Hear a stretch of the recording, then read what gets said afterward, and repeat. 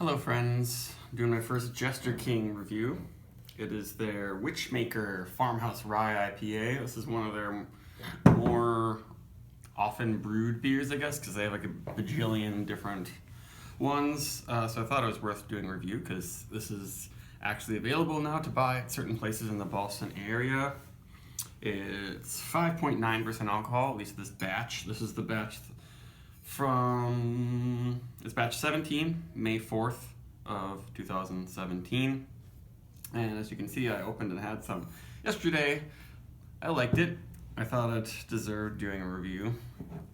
And so this one uses rye, but it's still really pale. It's super dry. The final gravity for you beer geeks out there is 1.0004, I believe, which is really, really dry. And no, my light's still getting messed up here. That's too bad. But they also use like Zethos, Cascade, Centennial, Simcoe, and Sriracha Ace hops in it. So it's kind of more your old-fashioned American IPA hopping. Sriracha Ace is, I guess, it's not new because it was developed in the 70s, but it hasn't been used nearly as long as like Cascade in America. Let's give this a pour. So this is a beer that uses the wild yeast and bacteria from the Texas Hill Country that I believe just every single Jester King beer has some wild yeast influence. But they also use, I think, just a standard, it says mixed culture of brewer's yeast, and then also the native or wild yeast and bacteria. So it has stuff they have total control of. I think they probably use some specific yeast culture, but then they also expose it somehow to the Texas Hill flora.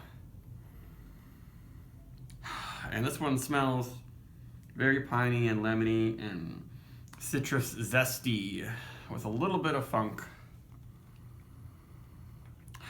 It's somewhere between hay barnyard and chalky aspirin funk, I would say.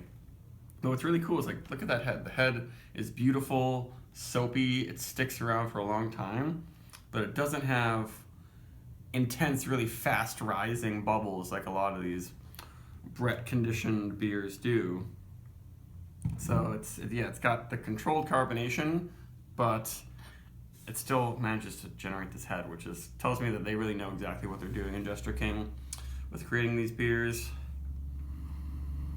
And it's not a smell that everyone's gonna like. Some people might think it smells a little bit like pine sol or something,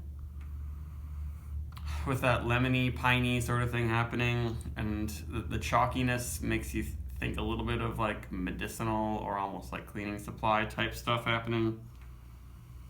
It's almost got a little bit of a caddy ammonia type thing, which is from the hops, and I think maybe it's brought out by a lot of these crazy spicy phenols that are coming off of all the yeast in there.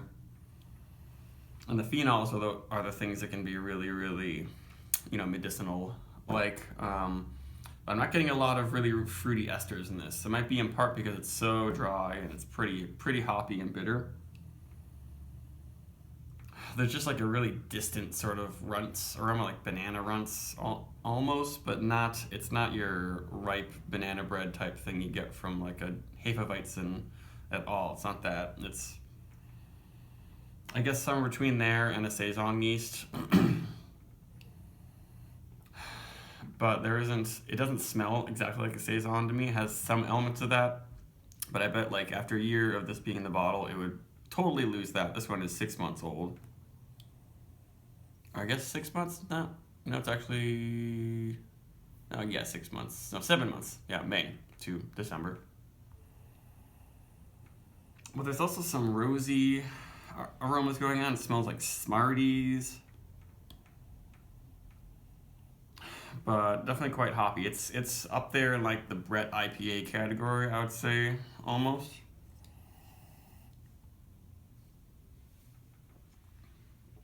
It has some body though, so pretty much the same flavors as aromas. super refreshing.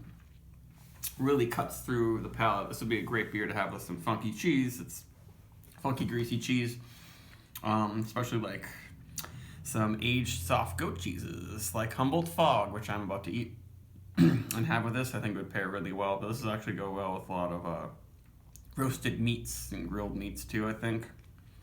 But of course, cheese, yeah, is like my favorite wild and then sour beer pairing food. Well, this one, it's right on the edge of being too chalky and bitter. That's the main thing with bread IPAs, these really, really funky bready, really hoppy beers. But I like it a lot. I think maybe I like it more if it had more of a new wave tropical profile of hops. It would bring out some of those more tropical notes from the Brettanomyces a little bit, because I'm not getting that much at all. They probably just don't have any of those fruity or Brett strains in this, I'm guessing. And this is really mostly just like the funky hay, wet oak. I mean, it smells oaky almost, so this is not barrel aged or anything, all stainless steel. And the nice carbonation gives it kind of a fluffiness, but then it's not soft and like sweet enough to actually be fluffy. It ends up with a nice dry and chalky texture on the tongue. It really dries it up, but we have this nice lacing happening. The head finally died down, but this glass, it usually, like, I don't get much head happening with this, but this one's it still had a nice head in there, and also the bottle's been open for almost 24 hours. There's actually more in here with some yeast. So let me see if I pour some of the yeast in there, it'll change the character a little bit. You can see there's nice activity. Oh, I got a few chunks in there. Probably won't pour any more.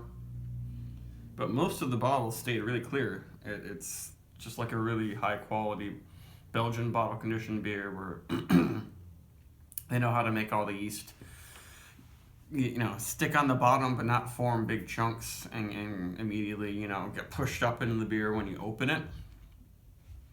Now, this is really, really high quality. What I would say, it's the flavors happening and aromas are chalky, medicinal, sort of fake fruity candy, then with that citrus pith and zest from the hops and a little bit and some pine too. It's not sappy though, and the rye helps to bring out the spice. So this is one for, I guess, if you like more old-fashioned IPAs a little bit. I mean, it's super pale, doesn't have any sweet caramel quality, but if you like the more old-fashioned hopping style and hops, and then you also like nice, dry, funky Brett beers, this is right up your alley. It's not going to be a super tropical experience like you might have with some dry hopped Brett beers. Yeah, so I think in some moods I might not really want this one. I might want the more sweet tropical one, but this is just executed so well, and it's just right on the edge of being too much, and I'm not getting an unpleasant sort of chalky bitter burn on my tongue or the back of my throat or anything.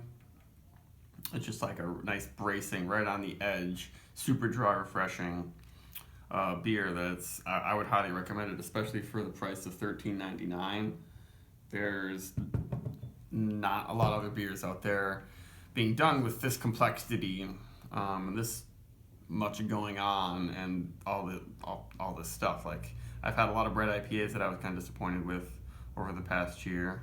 But this one does it pretty well. I would give this 4.25 probably. But it's definitely not going to be everyone's cup of tea. It's a really, really different taste than just about every other beer style. Yeah, if you like dry hopped goozes and things like that, this might be up your alley too. It doesn't quite get the super complex funk of those. But there's plenty going on in this to make you really happy. Goodbye.